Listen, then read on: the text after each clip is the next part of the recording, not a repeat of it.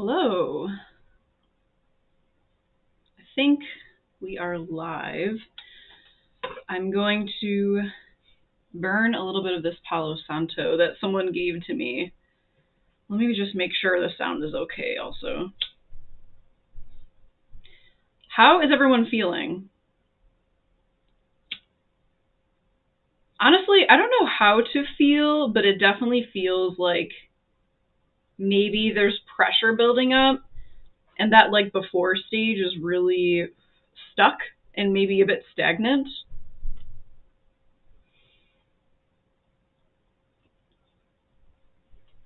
Okay.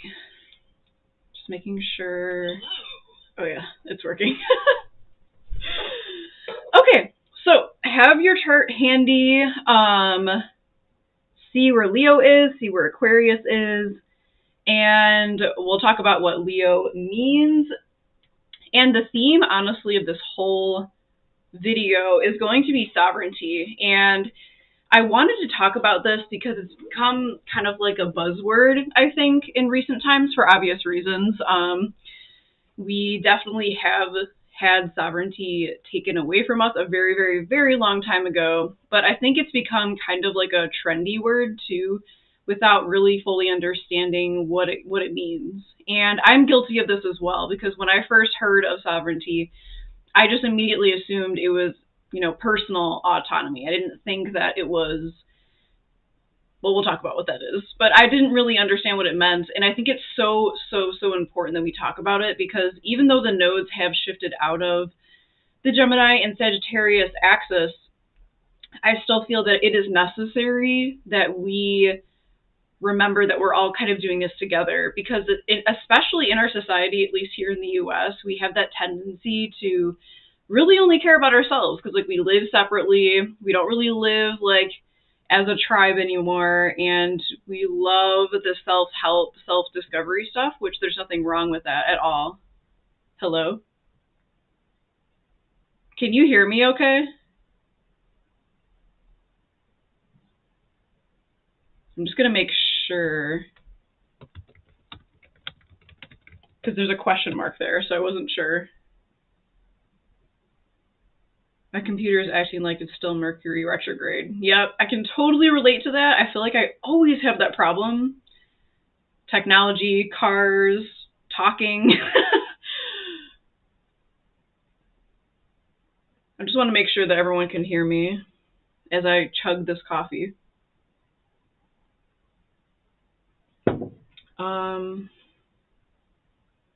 You can't see anything? That is weird. Can you hear something?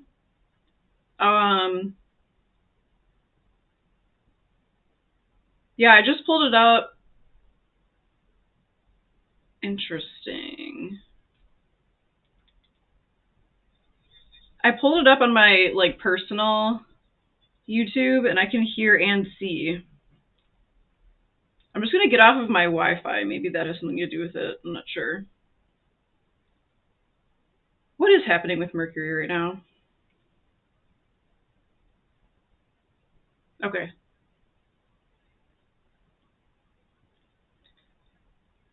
Okay, so I'm going to start, if you guys are okay.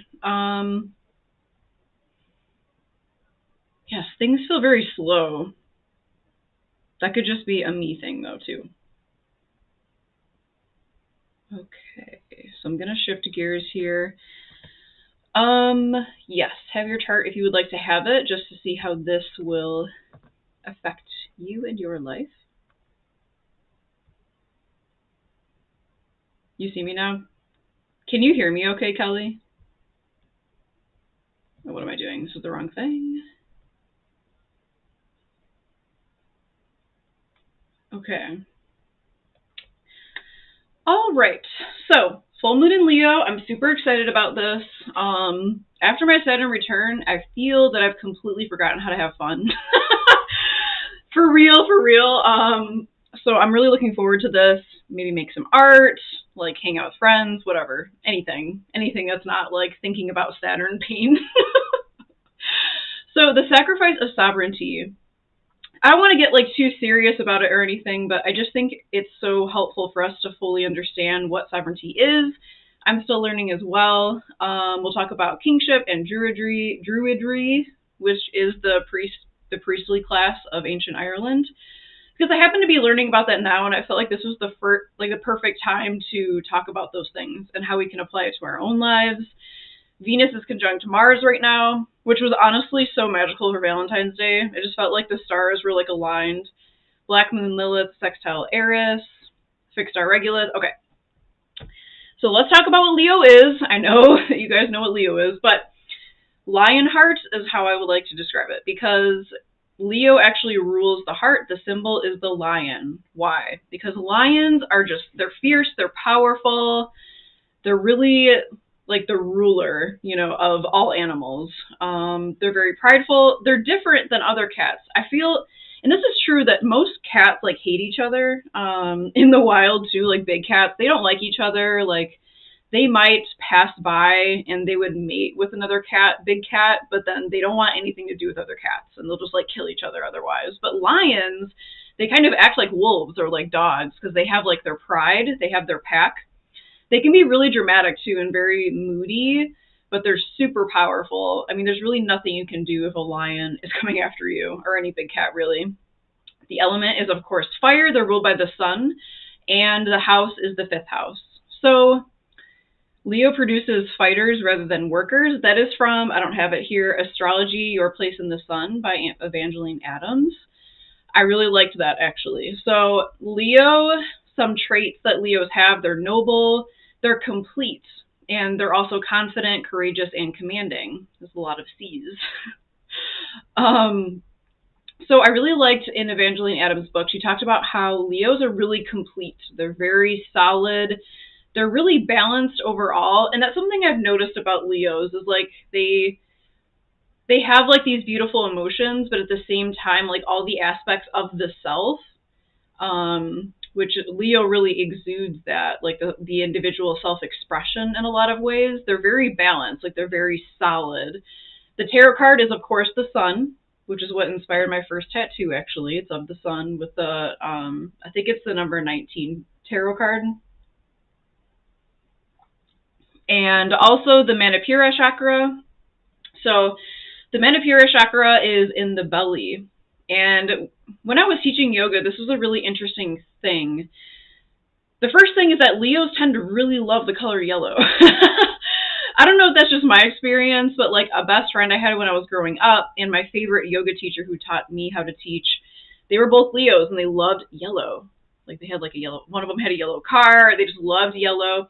That's the Manipura, which that's where our confidence comes from, is our belly, which unfortunately is where a lot of people, including myself, dump their stress and their like tension. They dump it in their stomach, or Virgo placement people.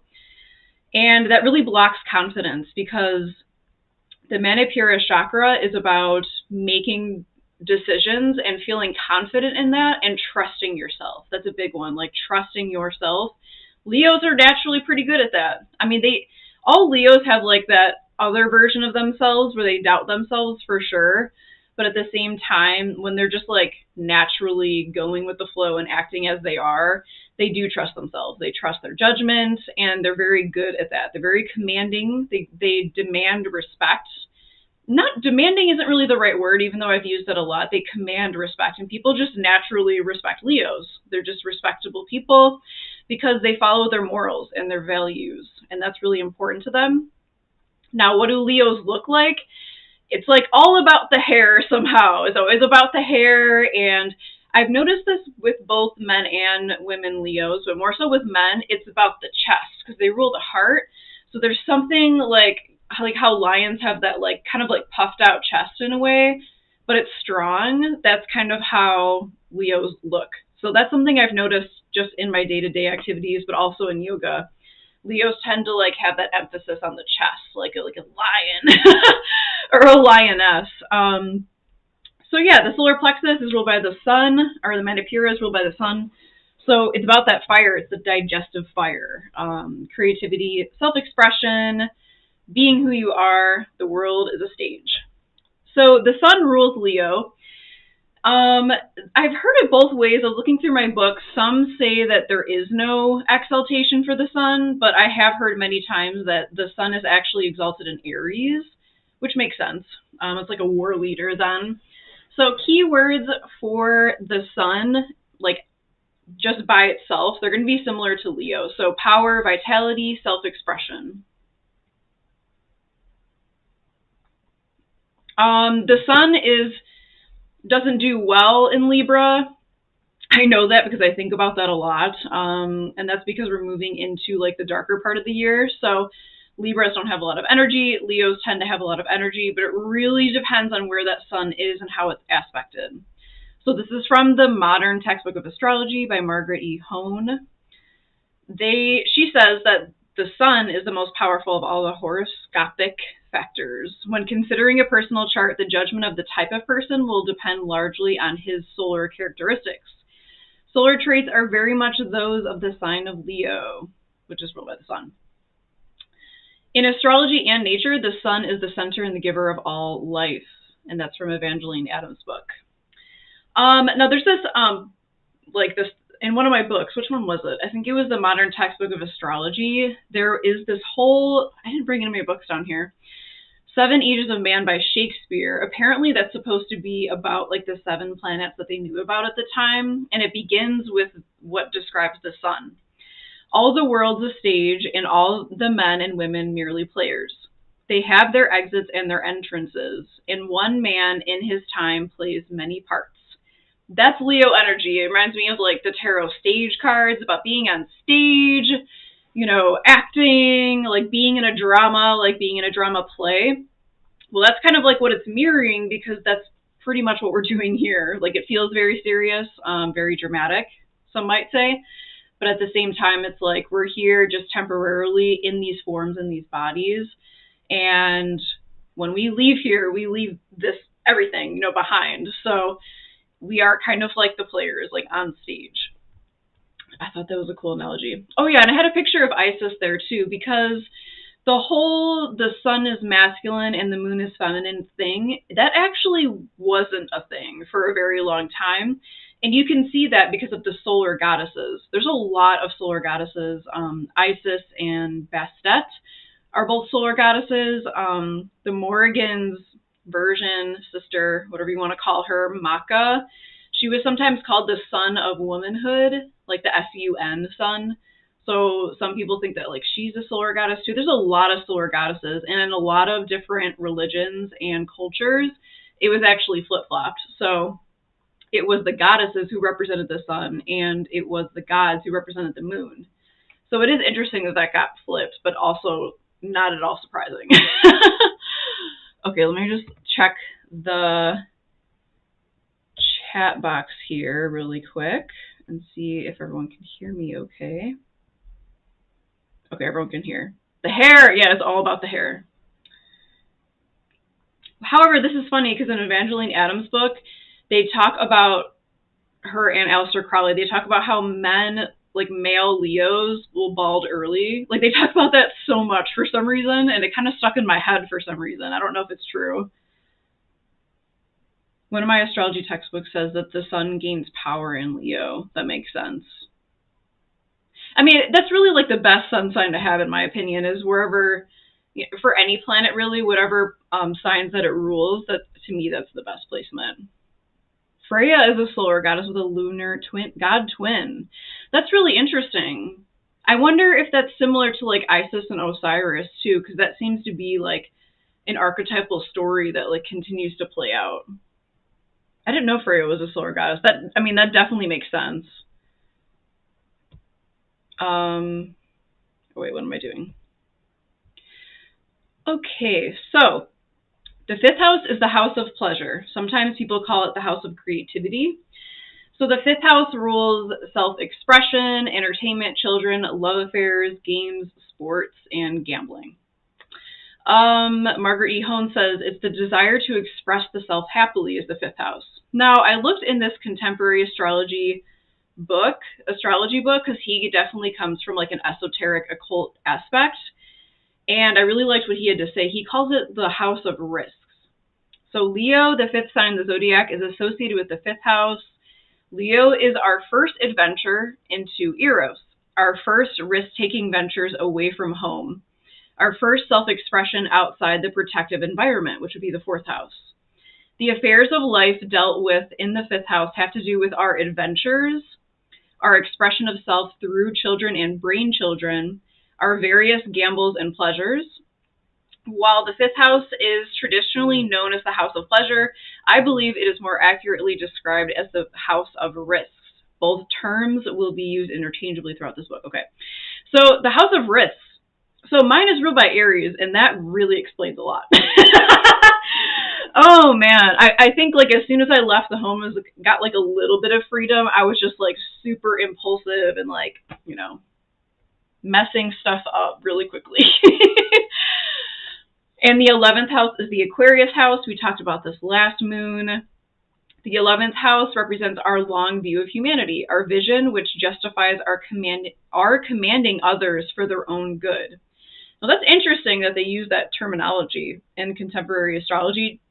Our vision, which justifies our commanding others for their own good. That sounds a whole lot like Leo kingship and rulership also. Opposites are not really that opposite.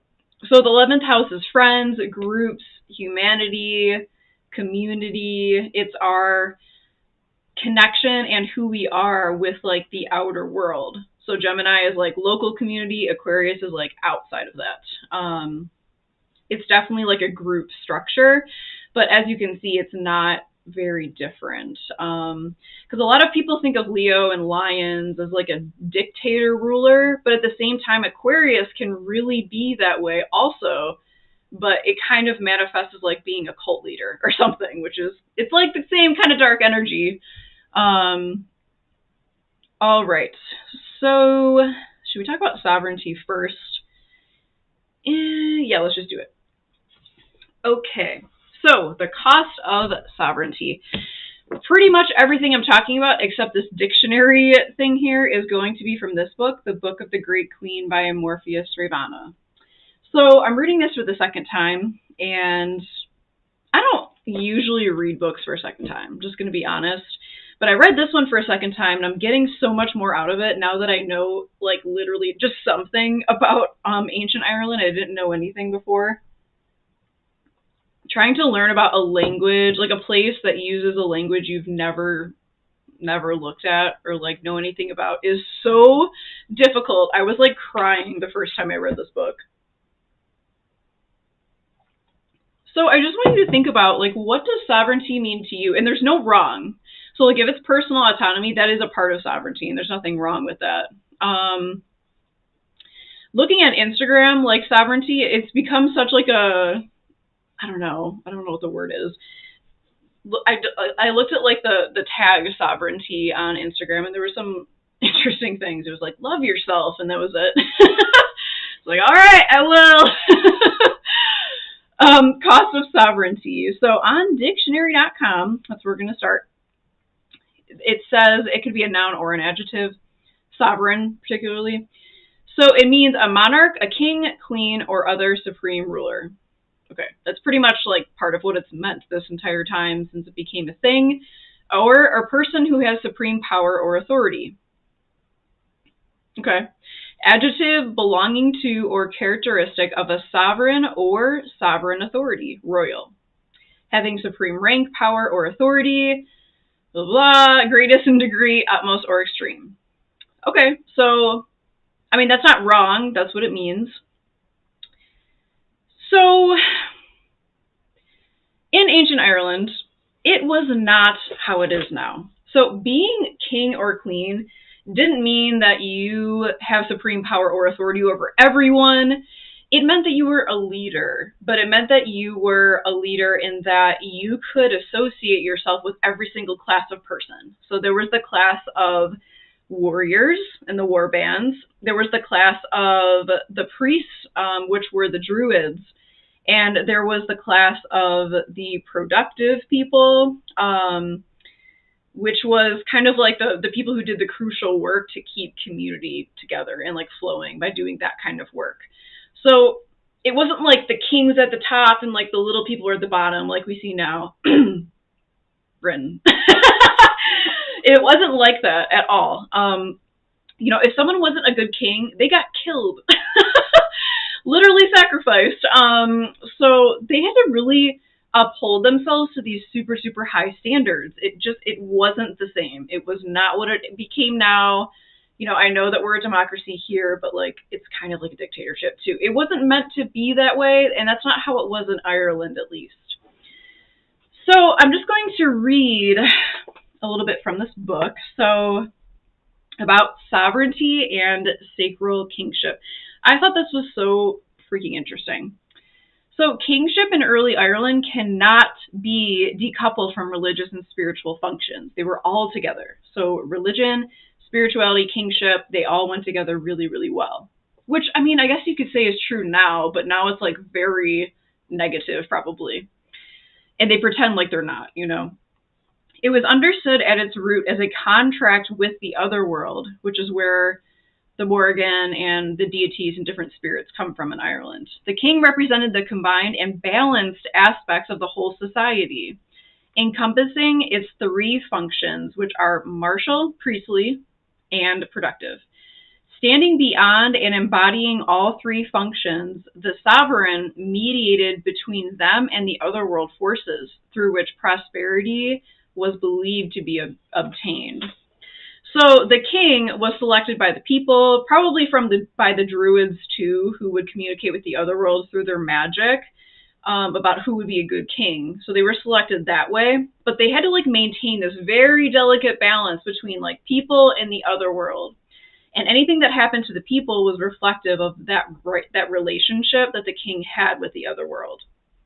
So they really they had a tough job. Like they had to live with integrity. They had to live with honor. It wasn't an option. They had to actually be a good person. And there's tons of stories about what happens to kings who become selfish or break their gesh, which is like an otherworldly taboo. It's like an otherworldly oath. For example, like a warrior, Cuchulainn, for example, one of his gesh was to not eat dog meat. And in the stories, when he got tricked, probably by the Morrigan, to eat the dog meat, he started to lose his power and lose his strength, and it eventually led to his death. So it was like a big deal. Like if you don't follow your oath and you don't follow your gesh, something's gonna happen. And then I put up here, I'm going to try to say this right. I wrote down how to pronounce it.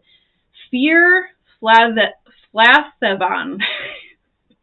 Fear Flathavan, which means truth of sovereigns. So what that means is the central requirement of kings fuses all three functions: the obligation to embody and enact justice through speaking truth and giving true judgments. So I wasn't going to talk about this because I haven't totally thought about everything yet, but I feel like Aries and Libra is part of an axis of sovereignty in a way, because justice is basically sovereignty between the people and the rulership, or the people and the other world in this case, while Aries is kind of like sovereignty in action. So sovereignty in action is battle and war and defending the land and defending boundaries, basically. I haven't really thought about how the other ones fit in too much yet, but it's just something that I thought of. Okay. So the king was identified bodily with both land and people. So failure of right action or personal integrity on part of the king was believed to manifest itself in the loss of fertility and well-being in land and people. So cows would lose their milk, grain would get taken over by insects and disease and all this terrible stuff. Which is really, I'm not saying it's not true, but it would be unfortunate if there was a drought and they just straight up killed the king. They're like, it's your fault. You did it.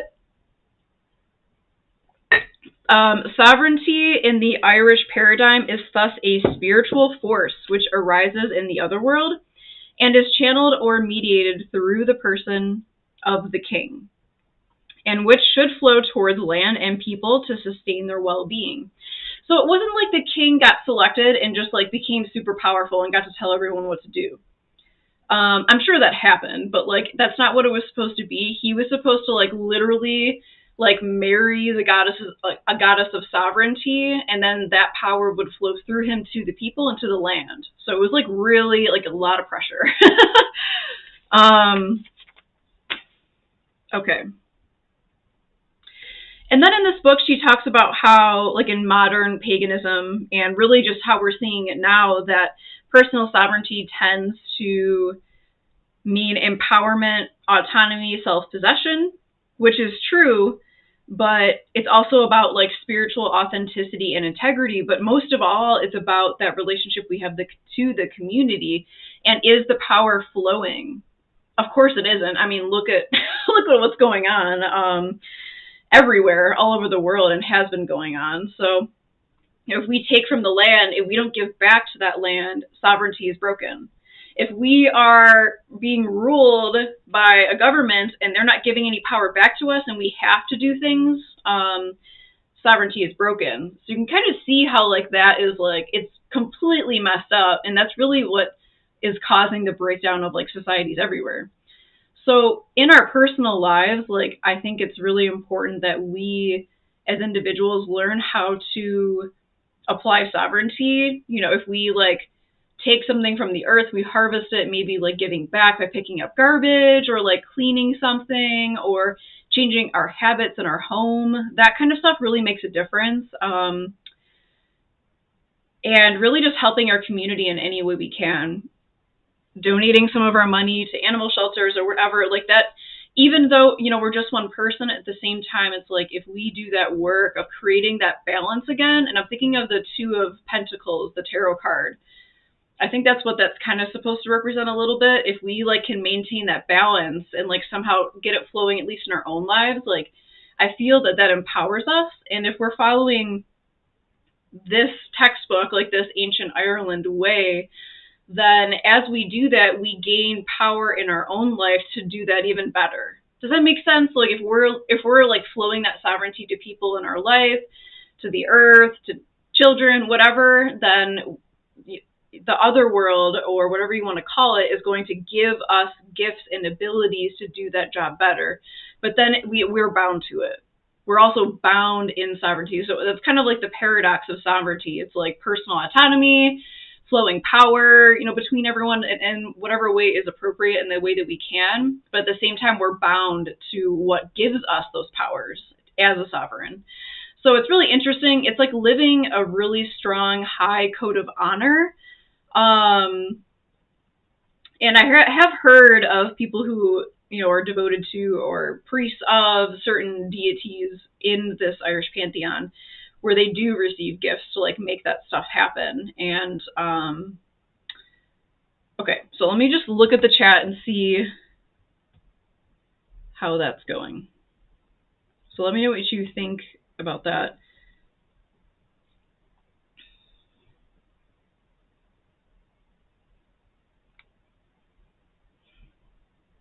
It's definitely a spiritual buzzword right now. Yeah, for sure. Yeah, and I think it comes from a good place. I didn't know this about sovereignty until I read this book last year. I didn't even know what the word meant. I've been wanting to help your community and haven't done it yet. Yeah, I'm trying to find ways as well. It's kind of difficult to find ways to do it that aren't overwhelming and don't like overwhelm me, basically. Something I do in the summer is I'll like pick up garbage on my street like every day, or like every other day, or every couple of days or whatever, and there's always garbage. Like there's always garbage everywhere. I live by a really busy road.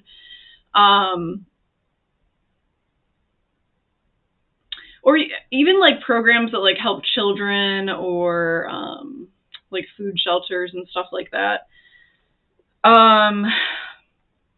Okay. Let me know if you have any questions so far. I hope this is relevant. I felt like it was relevant because Leo gets, you know, shit on, just like every other sign.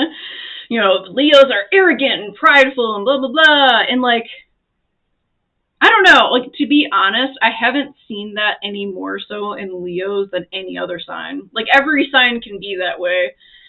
Maybe it's like my Chiron being irritated, so I'm like, no, they're not that way. But, I guess like everyone just thinks of like the king, like the spoiled king, and like people are feeding him grapes, blah blah blah. But like that really is so detached of like what a king was actually supposed to be, at least in Ireland, and it was this way in a lot of different Indo-European societies. Vikings probably included. I'm not positive, but it's a pretty good possibility since they were in like a lot of contact with the Irish Celtic tribes. So I don't know where I was going with that. Okay, so right rulership, binding relationships. What else do I have to say about this? So let me say it right. Fear Flathavon is the principle of integrity. So being in wholeness, spiritual authenticity, and alignment with one's values. I feel like that is Leo. Like that's Leo's like highest calling, spiritual authenticity, being in wholeness, and alignment with your values. So even though values is like a Taurus thing, Leo's kind of like taking that and bringing it to the next level in a way. And I just feel like that's what a king is supposed to be. That's what a ruler is supposed to be. It's not what we have now. It's just, it's weird now. This actually kind of makes me mad to read about too, because I just think about how things are now, and it's so hard to imagine it any other way. It's just like literally the government like bossing us all around, and then we just have to like do it. I don't want to do it. All right, so let's look at the chart. I don't know what kind of energy that you're feeling from this.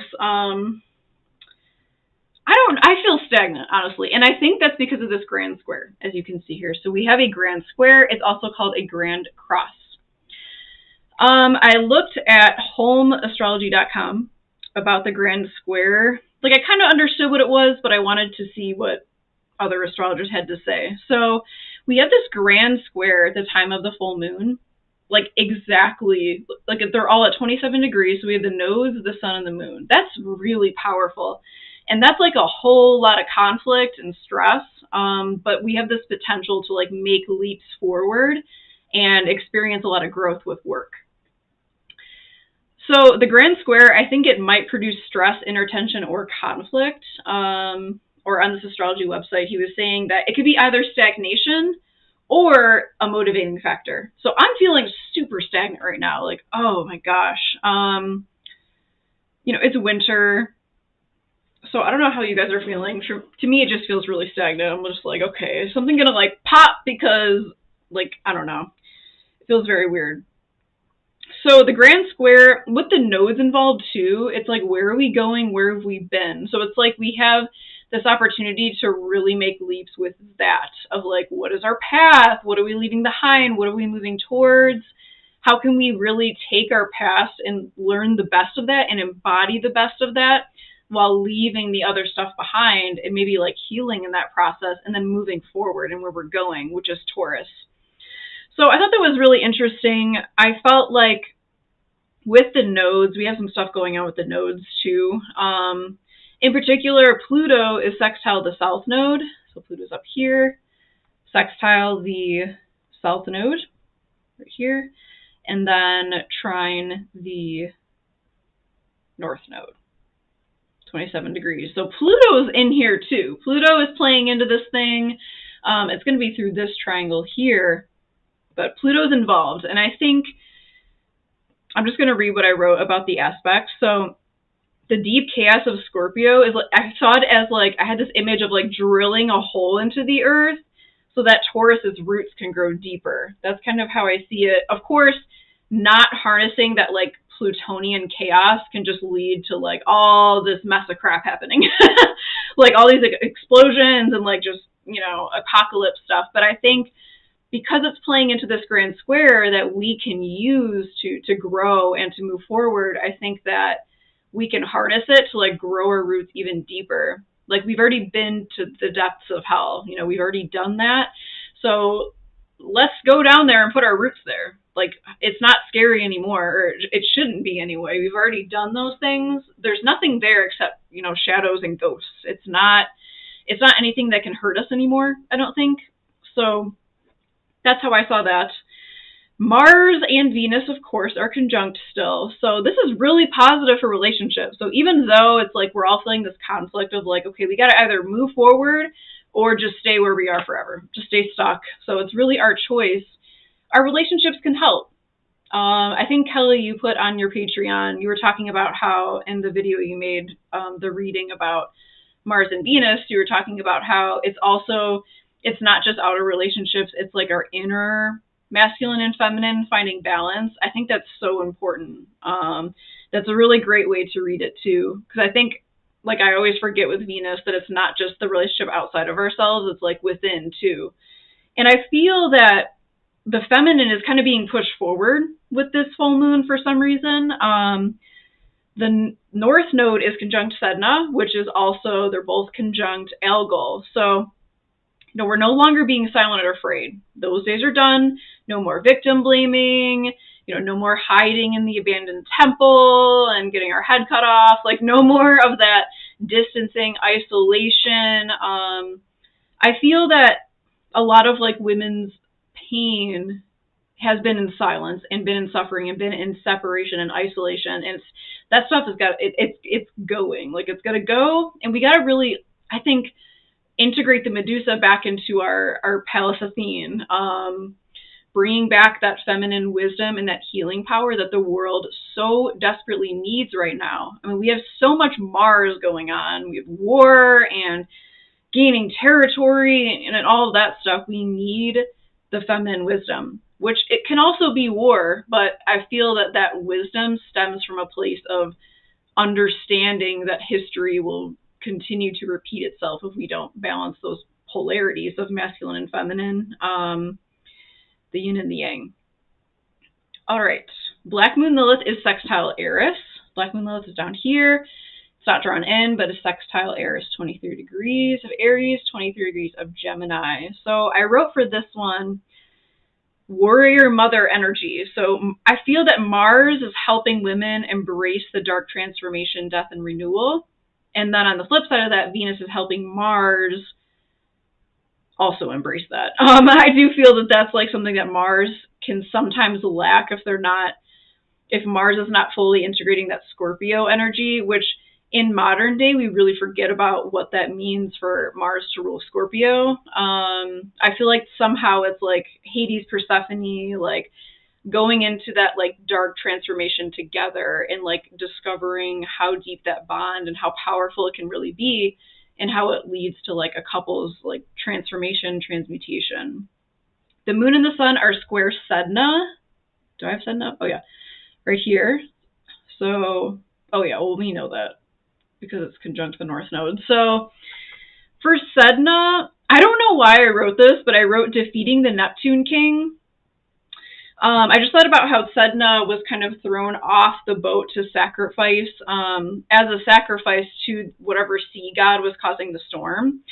And I felt like it was pulling back the veil so that we could gain control over troubling circumstances involving father-daughter complexes, or just like other people in our life that maybe are the opposite polarity, who have betrayed us, who have, two-faced, like where in our lives have we been sacrificed? Just because it was easy or because someone was scared, like that kind of stuff is coming up, I feel, with this full moon. And it makes me think of Pallas Athene moving into Aries too, which happened recently. Okay, so the moon is quincunx Pluto. That really stood out to me, just kind of like, I like to like just look at the chart and see like what really stands out too.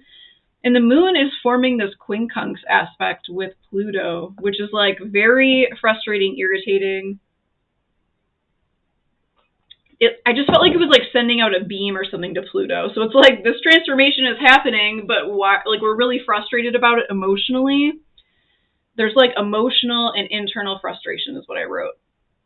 So it's like we don't want to do it, but at the same time, there's like this little weak quincunx here with a sextile. So that's a traditional yod. So even if we don't want to do the transformation, like I think it's important to remember that being stagnant is so much worse. Like it becomes a swamp, when the water is still and nothing can grow there. Everything can die. I always said that, talking about like the sacral chakra, which is ruled by water. If you don't feel those emotions, if you don't get that stuff like moving out of you, it just gets stuck and it just gets harder and harder to move. That's how I feel about this moon quincunx Pluto. And then the last thing I want to talk about is Chiron is septile Ceres, very, very close to a 1 minute degree, or a 1 minute orb. So 0 degrees, 1 minute. Where is Ceres? Oh, right here.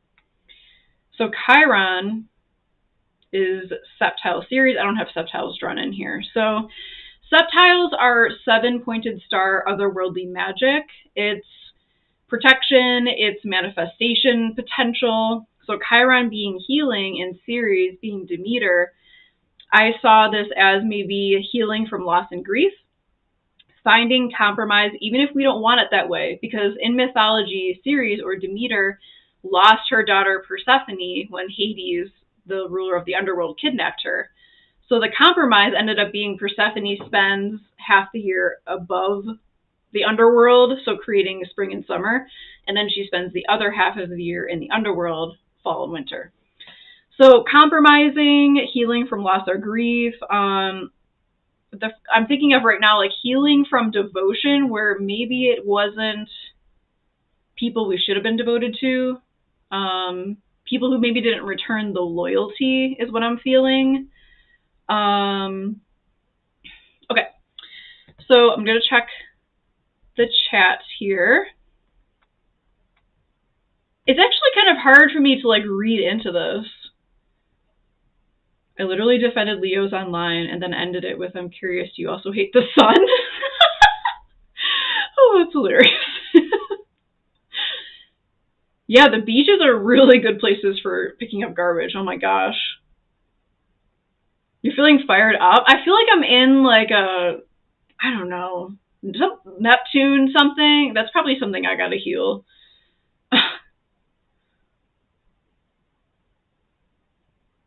Yes, to dethroning the sea god. That's a good way of putting it.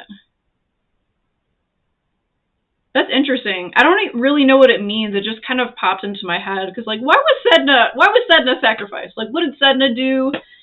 I was just talking to my boyfriend about how the Greek gods were just assholes, to be honest. Like, oh my gosh, Zeus, Poseidon, all of them. All right, so if you don't have any more questions, let's pull some cards and wrap this up. I feel good about it, mostly because I like Leo energy. Leo wants to be the sun, while Libra wants to be the brightest star in the sky. So they get along. All right. So I'm just going to ask, what else that we haven't gone over do we need to know? Or maybe we did go over it.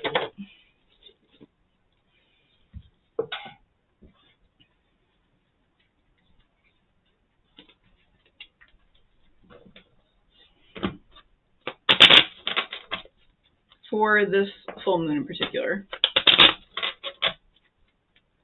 I already see the 8 of Wands at the bottom, so that's like chaotic energy. Okay. Interesting. Okay, so we have the 8 of Wands at the bottom, which means there's energy being thrown around. It's in the air. The positive about this card that I see is that, there's energy being thrown around the air, but that means we can harness it for whatever our purposes are. This is interesting. So the present card is the 10 of Pentacles reversed. I don't see it as bad. The 10 of Pentacles is a stage card. So if you look at it, there's like this, it looks like literally, you probably won't be able to see it, but there's like literally what looks like a stage in front. So it's one of those cards that represents like potential, but it doesn't necessarily mean it's going to happen or not. So I almost see it as like an idea, like the 10 of Pentacles. It's like, while the 10 of Cups would be like emotion, like a dream of emotional fulfillment and love and compassion, I see the 10 of Pentacles of like dreaming of having like the big, beautiful home and like the money and the expensive dogs and the children and like that very stable family structure. Being reversed, maybe it's like we don't know if we really want that or not, or like there's something like I can't get my finger on it. I'm gonna pull a couple more cards. It's like we don't know what we want. We got to really re-envision where we're going in the future. There's a lot of potential here. Like there's a lot of potential in the air that we can harness for our own purposes, but we got to pick like some way. We got to pick one direction. We got to like figure out what we actually want to do in the future, because it's literally all up in the air, right? With the Eight of Pentacles. In the past, Page of Wands reversed and the Chariot reversed. It's okay to realize that something that you've been doing, that you put a lot of work into, might not be what you want to do. And maybe that is what's causing this like uprootedness feeling. Like it's just like all over the place. It's okay to change it. You know, you might have like charged full ahead, as I feel like we all do. Sometimes without thinking. It's more of like an intuition. That's okay. And there's like a benefit in that. But something got lost along the way in that craziness. You know, we didn't stop. We just kept going and moving and just going. Something got lost in there. And it actually was our creativity, I feel. It was our vision. It was our passion. Like we lost our passion for it while we were moving through whatever it was. It must have just been an idea, really. Ten of Pentacles reversed. It must have just been an idea. Working with others is going to lead you to where you need to be, for sure. And it's going to take time. It doesn't just happen overnight. The Three of Pentacles is about building a cathedral, which was like a huge, I mean, it still is a huge task. You know, you've got to have like the stonemasons and the architects, and you have to like really all come together to make this beautiful temple, which is in dedication, you know, to a deity or, to a deity, to a higher calling. I think if you just continue to work with your people and like stick with your groups, that you'll end up being where you need to go. But you've got to really find the source of why this passion was lost, because I feel that, you know, we're looking at it and we're trying to figure out what it is. Like, what about it? Where did it get lost? I almost feel like it's not worth even looking anymore. And the better thing to do might just be following our creativity and our joy and our passions and whatever expands our heart chakra, Leo, and just follow that. Like, it doesn't matter what the reason was in the past. I feel like we're really stuck on the past right now. So it doesn't matter what the reason was. What matters is following those feelings forward that make us feel more whole and at peace and loved and just happy and joyful to be alive. I was going to make a joke about my Saturn return, but okay, I'm done talking about it. Oh, interesting. So I feel like there's a lot of like illusions happening right now, like just very like distractions, not seeing what's good and only like focusing on the past. Looking at the past is always going to lead to like some kind of depression or like unhealthy nostalgia. I feel like we got to get out of that, get out of the past, and let's just move forward. Let's pick up what we have and focus on the joyful things that we do have. Forget about the distractions, the competition, all of that. It's not really going to help us right now. So in the future, finding balance between our emotions, our compassion, our spirituality, Queen of Cups, versus our stability, our foundation, our ability to rule our own lives, King of Pentacles. Interesting. With the Queen of Swords in the middle, so the balance has been lost. No, I actually see this as like the Two of Pentacles, finding that balance, finding that sovereignty again. It's always, the sovereignty, you don't just become sovereign. It doesn't just happen. It's like a constant thing that has to continue to flow. Constantly trying to take right action. There's an AA adage that's just do the next right thing. So simple, but like so powerful. Like, I don't know, this is going on, this person and that, and my cat, but at the end of the day, just do the next right thing. The Venom, Thanatos, and the Healer. really, really weird full moon. I don't know. Okay, so the Venom. With the healing card, the healer with the snakes. We're talking about Medusa. Bringing that dark feminine wisdom in. With the Venom, I feel there's some deep healing happening. I don't know what this card means. I don't know where my book is either, unfortunately. But it looks like a spider web. And it looks like it has like a Mother Mary statue head with like random hands and feet. So weaving a web, which the web can either get us stuck there and we don't know how to get out, or, you know, we build bridges, we connect things. Yeah, that's pretty much all I have. Let me know if you have any thoughts or questions. It's interesting. There's a lot of potential, but it really truly is like all up in the air. Oh, and the Lovers just popped out too for some reason. The Lovers, I definitely feel like that's a Mars-Venus thing. Interesting. Okay, so let me know if you have any questions. I don't know why I just feel so like there's like something I need to ask or like see that I just don't see. I don't know how to explain it. The Next Right Thing from Frozen 2. I've actually never seen that. That's really funny that's actually, it's like a song or something.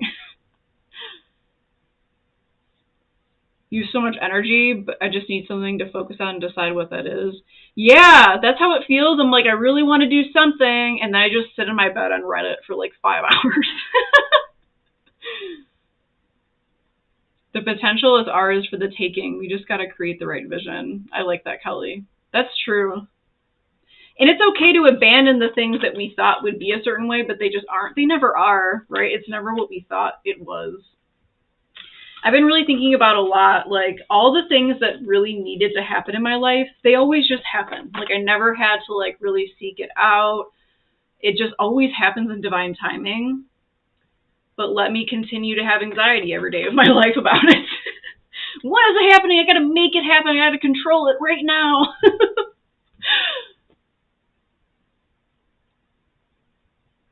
Interesting. Okay, well, I hope you guys have a great full moon. I kind of want to like paint something. I just want to paint.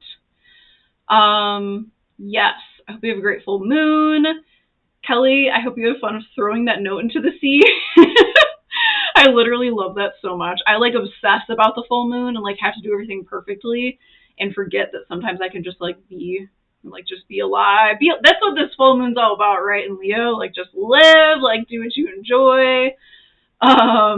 Okay, I love you guys so much. Thank you for being here. I really appreciate it. And I will see you in the Discord. Okay, bye.